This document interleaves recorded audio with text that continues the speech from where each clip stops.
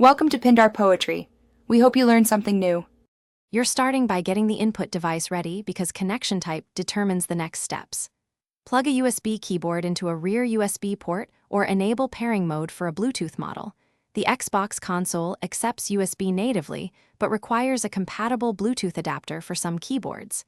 If you prefer the Xbox mobile app keyboard, open the app and connect to your console. Sign in to the same account.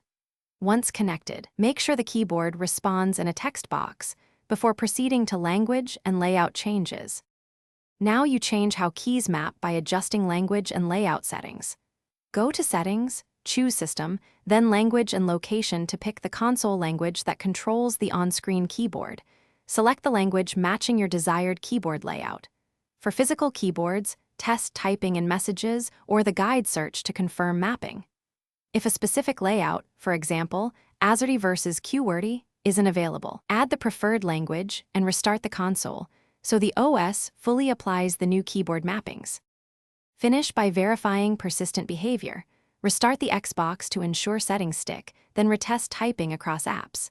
If keys remain incorrect, switch ports or try a different USB cable for wired keyboards.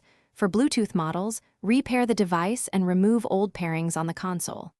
As a final recourse, use the Xbox mobile app keyboard to confirm it's a hardware versus settings problem. Troubleshooting tip: if layouts still mismatch, re-add the exact language variant in settings and reboot. That resolves most mapping conflicts.